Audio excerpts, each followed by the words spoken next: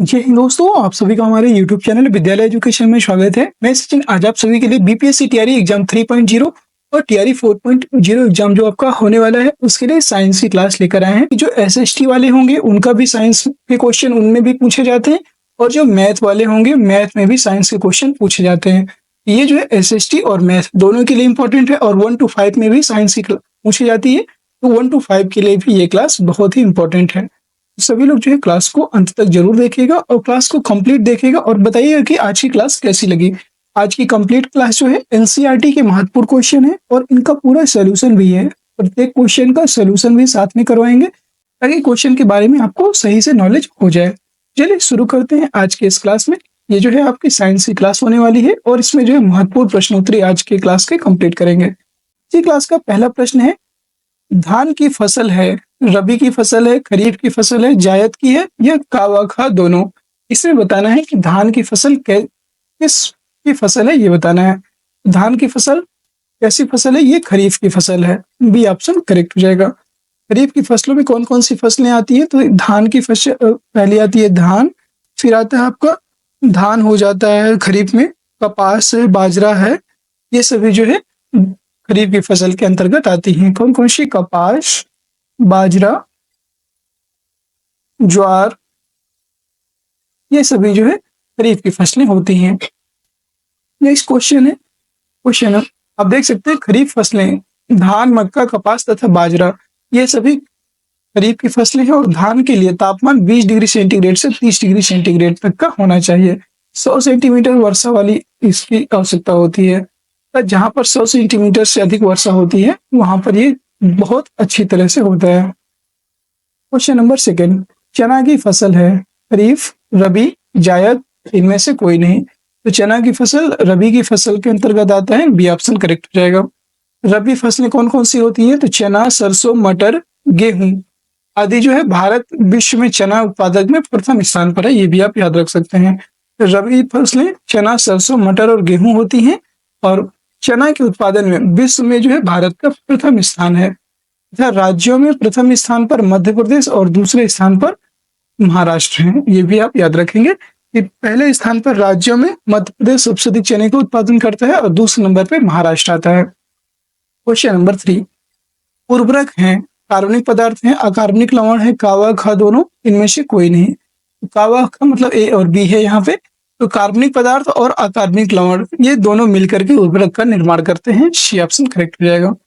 उर्वरक एक कार्बनिक व अकार्बनिक पदार्थ होते हैं जो प्राकृतिक व मानव निर्मित पदार्थ हैं जिसे एक या अधिक पादप पोषकों की आपूर्ति के लिए शुष्क व द्रव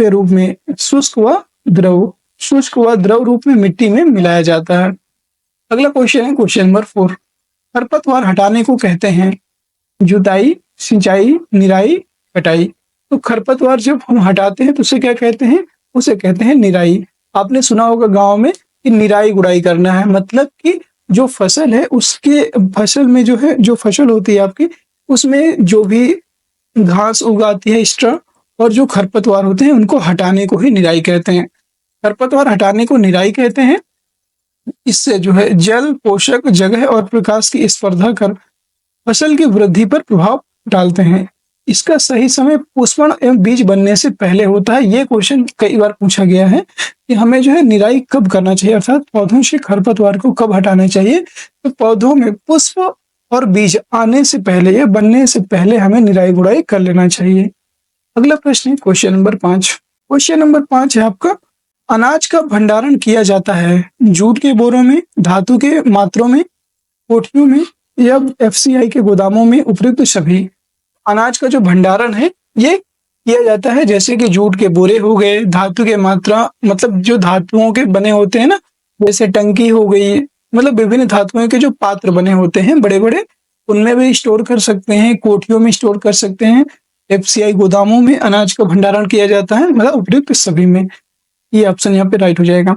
अनाज का भंडारण सभी माध्यमों से किया जाता है। भंडारण का अर्थ है जब संग्रहण बड़ी मात्रा में और सही विधि से वस्तुओं और अनाजों का रख रखाव करना होता है उसे हम क्या कहेंगे, भंडारण।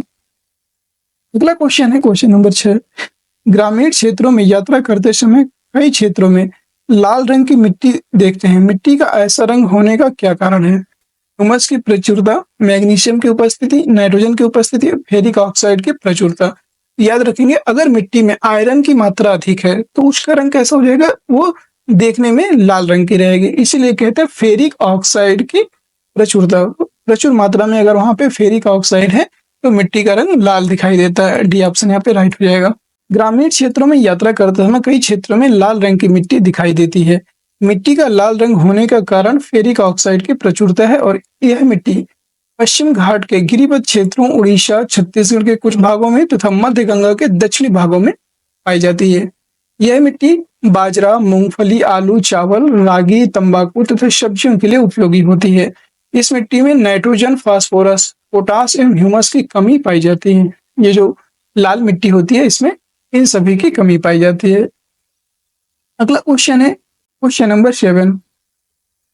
इंटरक्रॉपिंग, अंतर फसल प्रक्रिया इनमें से किससे दर्शाती है? जो इंटरक्रॉपिंग होती है, अंतर फसल, इसे क्या कहते हैं? वर्ष दर वर्ष एक पौधा उगाना, हर बार फसलों को बदलना, पास पास दो या दो से अधिक फसलें उगाना, अलग अलग समय पर विभिन्न फसलें उगाना। तो इंटरक्रॉपिंग का मतलब होता है कि अंतर फसल, मतलब पास पास दो या दो से अधिक फसलें उगाना। जैसे कि आपने अभी देखा होगा वर्तमान में कि गेहूं के साथ सरसों को भी बो दिया जाता है। ये क्या होता है? इंटरक्रॉपिंग फसल, इसी को कहते हैं। सी ऑप्शन राइट हो जाएगा। अंतर फसल प्रक्रिया, इंटरक्रॉपिंग, यह एक ही खेत में पास पास दो या दो से अधिक फसलों की खेती है। जैसे किसी खेत में बोए गए गन्ने की फसल का अंकुरण व वृद्धि मंद होती है, अतः इसी खेत में गन्ने के साथ खाली स्थान में अन्य फसलें जैसे सरसों है, लहसुन, जाड़े में मूंग, उड़द, प्याज आदि उगाई जा सकती हैं। इसका मुख्य लक्ष्य पारिस्थितिक प्रक्रियाओं के संसाधनों का उपयोग करके किसी दिए गए भूमि के टुकड़े पर अधिक उपज का उत्पादन करना होता है। अगला प्रश्न है क्वेश्चन नंबर 8। भारत में चाय और कॉफी की फसल है। चाय और कॉफी की फसलों की किस श्रेणी में आती हैं? अब चाय बताना है कि चाय और जो कॉफी की फसलें होती है किस श्रेणी में आती हैं? बागवानी की फसलें, नकदी फसलें, खाद्य फसलें या वृक्षारोपण फसलें? चाय और कॉफी की फसलों में जो है वृक्षारोपण की फसलें आती हैं। डी ऑप्शन यहाँ पे राइट हो जाएगा। बागवानी फसलों में कौन कौन सी बागवानी फसलों में आती है? केला है, अंगूर है।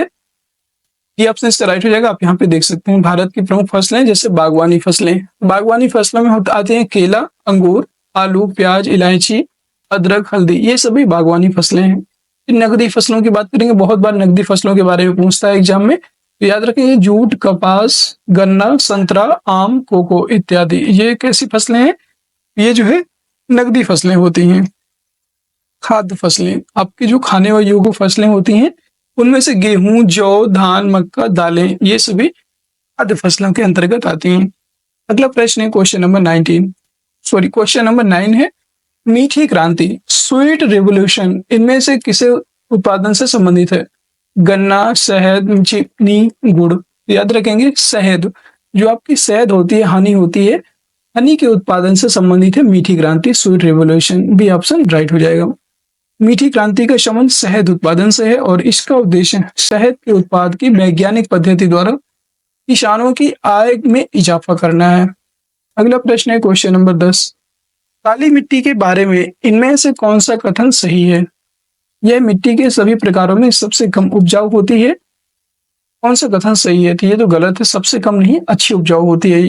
यह दक्षिणी पठारों के अधिकांश हिस्से में पाई जाती है, ये कथन सही है। यह उत्तर भारतीय गंगा के मैदानों के अधिकांश भागों में पाई जाती है, नहीं। काली मिट्टी में फास्फोरस, नाइट्रोजन प्रचुर मात्रा में पाई जाती है, ये गलत है। काली मिट्टी में ये नहीं पाया जाता है, ये आप याद रखेंगे। ये जो है बी ऑप्शन यहाँ पे राइट है, बी ऑप्शन सही हो जाएगा। काली मिट्टी दक्षिणी पठारों के अधिकांश हिस्सों में पाई जाती है। काली मिट्टी का निर्माण बेसाल्ट चट्टानों के टूटने फूटने से होता है और इसमें आयरन, चूना, एल्युमिनियम एवं मैग्नीशियम की बहुलता होती है। इस मिट्टी का काला रंग टिटेनीफेरस, मैग्नेटाइट एवं जीवाश्म ह्यूमस की उपस्थिति के कारण होता है और इस मिट्टी को रेगुर मिट्टी के नाम से भी जाना जाता है। कपास की खेती के लिए यह मिट्टी जो है सबसे उपयुक्त मानी जाती है, काली मिट्टी।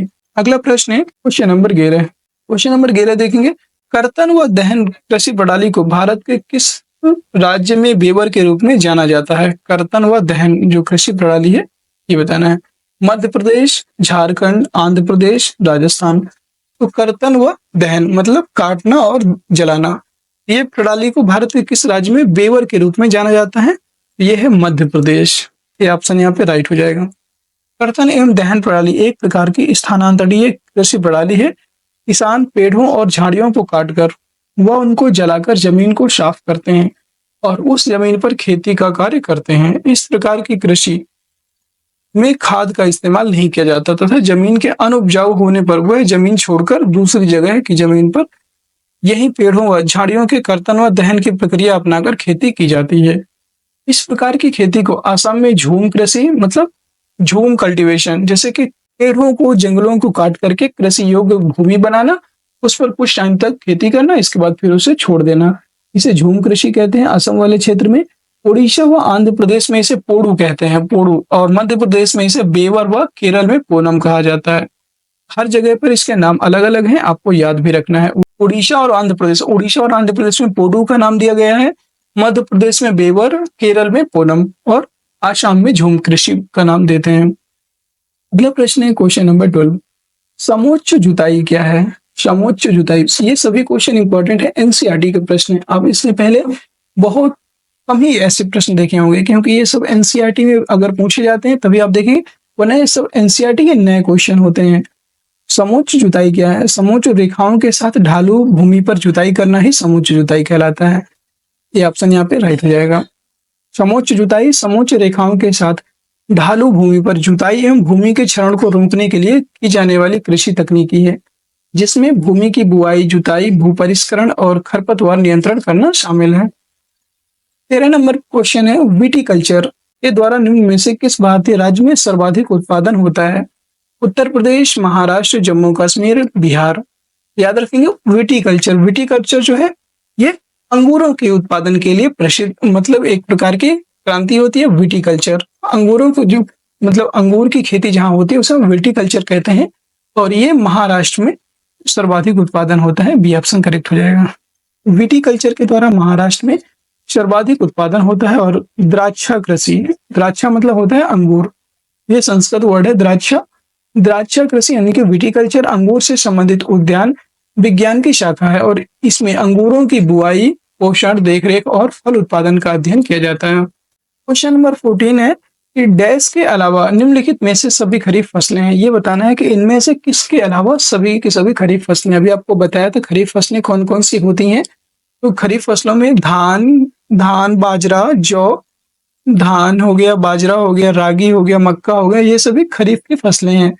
गेहूं कैसी फसल है? गेहूं आपकी रबी की फसल है। ठीक है, तो डी ऑप्शन राइट हो जाएगा, ये खरीफ की फसल नहीं है। तो रबी के अलावा यहाँ पे आप लिख सकते हो, रबी के अलावा निम्नलिखित में से सभी खरीफ की फसलें हैं। गेहूं फसल रबी की फसल है। ज्वार, बाजरा, मक्का, लोबिया, ग्वार आदि खरीफ की फसलें हैं। रबी की फसलों की बुआई अक्टूबर नवंबर में तथा खरीफ की फसल की जो बुआई होती है जून जुलाई में की जाती है। अगला प्रश्न है क्वेश्चन नंबर 15, भारत सरकार ने राष्ट्रीय किसान नीति एनपीएफ को मंजूरी कब प्रदान की थी? 2007, 2010, 2018, 2001। तो राष्ट्रीय किसान नीति, नेशनल फार्मर पॉलिसी जो है राष्ट्रीय किसान नीति, ये 2007 में पारित हुई थी। ये ऑप्शन करेक्ट हो जाएगा। भारत सरकार द्वारा डॉक्टर एम.एस. स्वामीनाथन की अध्यक्षता वाली राष्ट्रीय कृषक आयोग की सिफारिशों को स्वीकार करते हुए वर्ष 2007 में राष्ट्रीय कृषि नीति को मंजूरी प्रदान की गई थी। इसका प्रमुख उद्देश्य कृषि क्षेत्र को सशक्त करना तथा किसानों की आर्थिक दशा को सुधारना था। अगला प्रश्न है क्वेश्चन नंबर 16, भारत में हरित क्रांति को सफलतापूर्वक निष्पादित करने का श्रेय डैश को जाता है? मतलब किसको जाता है सफलतापूर्वक हरित क्रांति को लाने का श्रेय? सत्येंद्र नाथ बोस, हरिश्चंद्र, एम.एस. स्वामीनाथन, सुब्रमण्यम चंद्रशेखर। एम.एस. स्वामीनाथन जो थे, इनको हरित क्रांति को सफलतापूर्वक निष्पादित करने का श्रेय जाता है। सी ऑप्शन यहाँ पे करेक्ट हो जाएगा। भारत में हरित क्रांति को सफलतापूर्वक निष्पादित करने का श्रेय एम.एस. स्वामीनाथन को जाता है। भारत में हरित क्रांति के जनक एम.एस. स्वामीनाथन तथा विश्व स्तर पर नॉर्मन बोरलॉग को माना जाता है। ये भी आप याद रखेंगे, भारत में तो एम.एस. स्वामीनाथन है, लेकिन पूरे विश्व की बात करेगा तो पूरे विश्व में आपके नॉर्मन बोरलॉग जो है हरित क्रांति के जनक माने जाएंगे। हरित क्रांति शब्द विलियम गॉड ने दिया था। अगर हरित क्रांति शब्द की बात की जाएगी वो होंगे विलियम गॉड ने हरित क्रांति शब्द दिया था। और नॉर्मन बोरलॉग को शांति का पुरस्कार, जो शांति का नोबेल प्राइज है, ये भी प्रदान किया जा चुका है। अगला प्रश्न है क्वेश्चन नंबर 17। तो दोस्तों, अगर आप सभी को क्लास पसंद आ रही हो, ये जो है साइंस की क्लास है, एनसीईआरटी के क्वेश्चन है, सभी के सभी एनसीईआरटी के क्वेश्चन है। आपको ये क्लास कंप्लीट होने के बाद आपको मालूम चलेगा कि एनसीईआरटी से कैसे क्वेश्चन पूछे जाते हैं। आप लोगों ने एनसीईआरटी तो बहुत पढ़ा होगा, लेकिन होता क्या है कि हम लोगों को मालूम नहीं चलता कि एनसीईआरटी क्वेश्चन कैसे बनाती है। तो एनसीईआरटी ऐसे क्वेश्चन जनरेट करता है, ऐसे क्वेश्चन बनाता है, जिससे कि आपको थोड़ा सा कभी कभी होता है कि आप गलत कर देते हैं, प्रश्न नहीं समझ पाते हैं, थोड़ा सा लैंग्वेज चेंज होती है या लैंग्वेज थोड़ा सा कभी कभी टफ हो जाती है। तो एनसीईआरटी कि अगर आपने पढ़ रखा है या नहीं भी पढ़ा है, तो इसीलिए क्वेश्चन की सभी क्वेश्चन के व्याख्या भी साथ साथ में करवा रहे हैं, ताकि आप सभी को बेनिफिट हो जाए आपके एग्जाम से पहले, ठीक है। और एग्जाम तक कंटिन्यू साइंस की क्लास अब करवाएंगे, वो भी सभी के सभी एनसीईआरटी के क्वेश्चन होने वाले हैं। अर्ध शुष्क जलवायु परिस्थितियों और अपकृष्ट मिट्टी में उगाई जाने वाली वह फसल जो खाद्य फसल के साथ साथ चारे की फसल भी है, इन निम्न में से क्या है?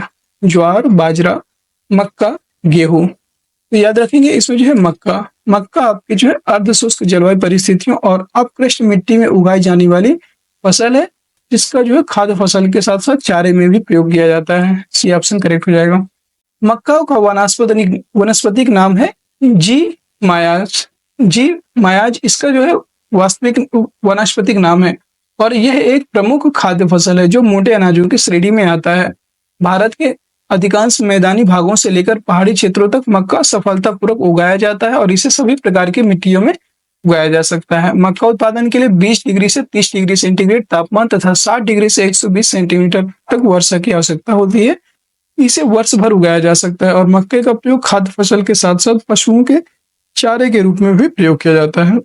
इसका वानस्पतिक नाम जरूर याद रखिएगा, जी मायाज। अगला प्रश्न है क्वेश्चन नंबर 18। स्वतंत्रता के समय भारत की लगभग 75% जनसंख्या डैश पर निर्भर थी? कृषि, सेवा, विनिर्माण, खनन। तो स्वतंत्रता से पहले भारत की जो 75% आबादी थी, जनसंख्या थी, ये कृषि पर, एग्रीकल्चर पर निर्भर थी। ये ऑप्शन करेक्ट हो जाएगा।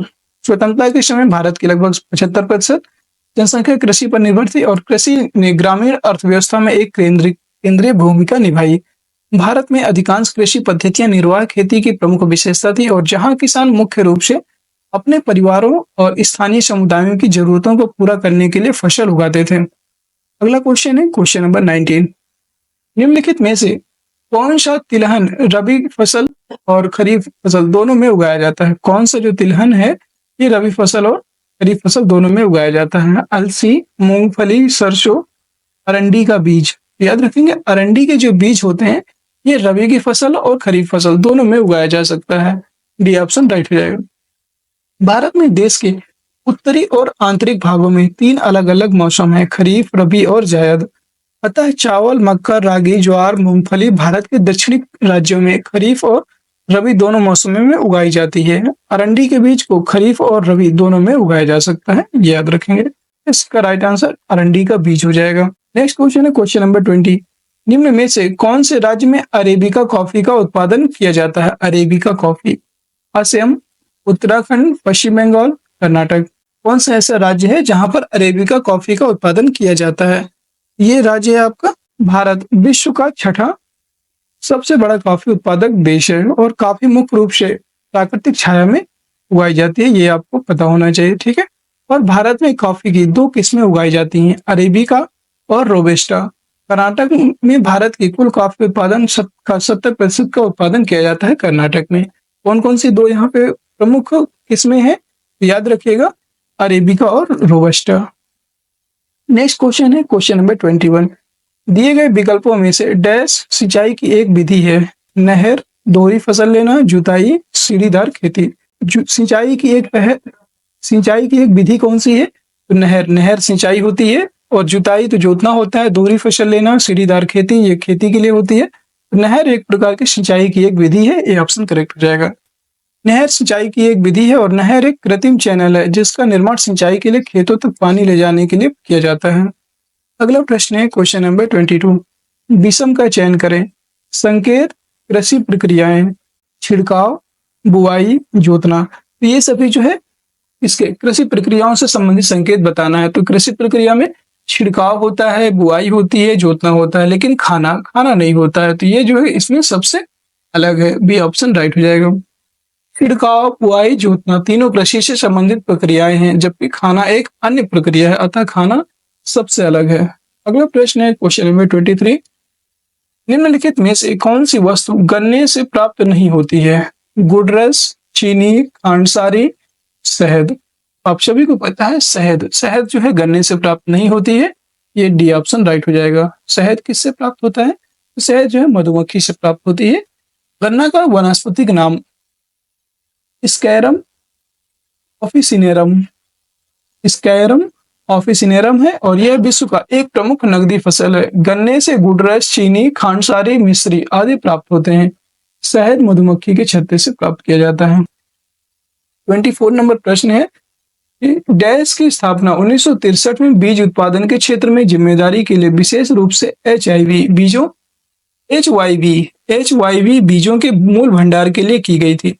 नया सहकारी विकास, राष्ट्रीय बीज निगम, राष्ट्रीय कृषि निगम या कृषि बीज निगम। तो याद रखेंगे राष्ट्रीय बीज निगम जो है, राष्ट्रीय बीज निगम की स्थापना 1963 में बीज उत्पादन के क्षेत्र में जिम्मेदारी के लिए विशेष रूप से HYV बीजों के मूल भंडार के लिए की गई थी। बी ऑप्शन यहाँ पे राइट हो जाएगा।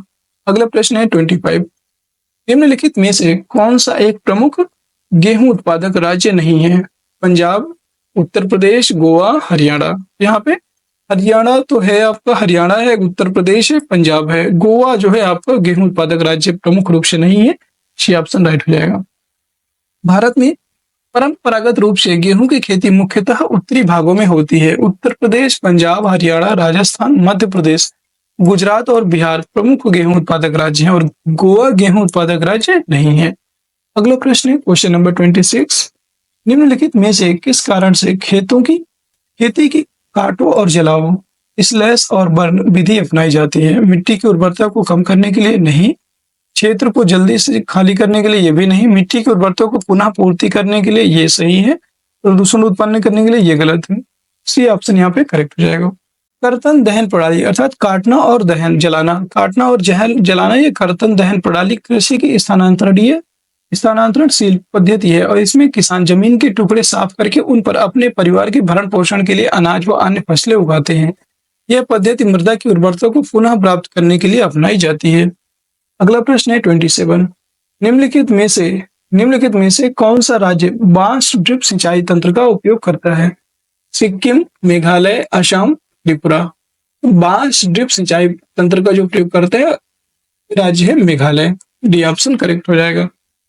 मेघालय में बांस ड्रिप सिंचाई विधि प्रचलित है, जिसमें बांस की पाइपों का उपयोग करके धारा और स्प्रिंग वाटर से छिड़काव किया जाता है। अगला प्रश्न है क्वेश्चन नंबर 28।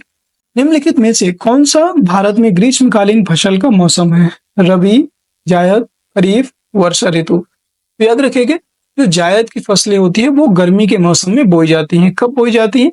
ये जो है मार्च अप्रैल में बोई जाती हैं। बी ऑप्शन करेक्ट हो जाएगा।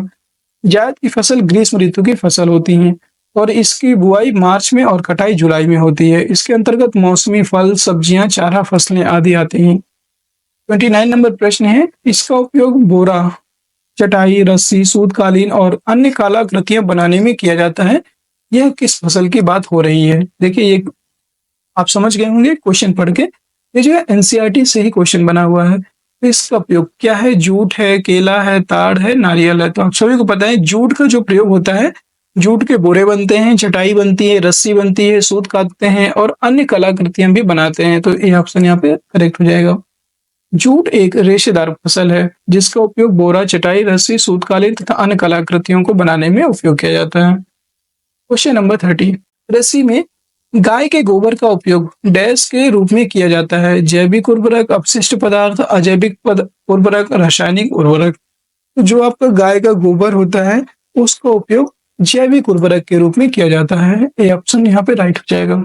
जैविक उर्वरक एक ऐसा उर्वरक है जो जैविक स्रोतों से प्राप्त होता है, जिसमें जैविक खाद, पशु खाद, मुर्गी पालन और घरेलू सीवेज शामिल हैं। गाय का गोबर भी जैविक उर्वरक के रूप में प्रयोग किया जाता है। अगला प्रश्न है क्वेश्चन नंबर 31। निम्नलिखित में से इस जलवायु में आप रबर की फसल नहीं उगा सकते हैं, ये बताना है। उपोष्ण कटिबंधीय जलवायु, उष्ण कटिबंधीय जलवायु, भूमध्य रेखीय जलवायु। देखिए, उपोष्ण कटिबंधीय जलवायु, उष्ण कटिबंधीय जलवायु और भूमध्य रेखीय जलवायु, इन सभी में फसल उगा सकते हैं रबर की। लेकिन जो ध्रुवीय जलवायु होती है, यहाँ पर नहीं उगाया जा सकता, यहाँ पर संभव ही नहीं है। इसलिए क्योंकि ध्रुवों में जो है बहुत ज्यादा लो टेम्परेचर होता है, माइनस में टेम्परेचर होता है, इसलिए यहाँ पर रबर की फसल को नहीं उगाया जा सकता। डी ऑप्शन करेक्ट हो जाएगा। आज की क्लास का अंतिम प्रश्न है क्वेश्चन नंबर 32। निम्नलिखित में से डैश एक खाद्य फसल है? जूट, रबड़, कपास, चावल। इसका आंसर क्या होगा कमेंट बॉक्स में बताइएगा। और कैसी लगी आज की क्लास ये भी बताइएगा। क्लास पसंद आई है तो क्लास को सभी लोग लाइक कर दीजिए, शेयर कर दीजिए। चैनल में नए हैं तो चैनल को सब्सक्राइब कर लीजिए, जिससे कि आगे आने वाली सभी वीडियोज की नोटिफिकेशन भी आप सभी को टाइम पर मिलती रहे। और सभी लोग जो है हमारे टेलीग्राम चैनल को जरूर ज्वाइन कर लीजिए। टेलीग्राम को चैनल को अवश्य ज्वाइन कर लीजिएगा। वहां पे आपका जो है आपको इसका पीडीएफ भी प्रोवाइड कर दिया जाएगा। टेलीग्राम चैनल का लिंक आपको जो है वीडियो के डिस्क्रिप्शन में मिल जाएगा, वहां से आप ज्वाइन कर सकते हैं। टेलीग्राम चैनल का नाम है विद्यालय एजुकेशन ऑफिशियल, वहां से आप सर्च करके भी ज्वाइन कर सकते हैं। और आज की जो क्लास थी साइंस की, ये एनसीईआरटी के द्वारा करवाई गई पहली क्लास थी, जो एनसीईआरटी के महत्वपूर्ण क्वेश्चन शामिल किए गए थे। चलिए फिर मिलते हैं किसी नेक्स्ट वीडियो में, तब तक के लिए जय हिंद, जय भारत।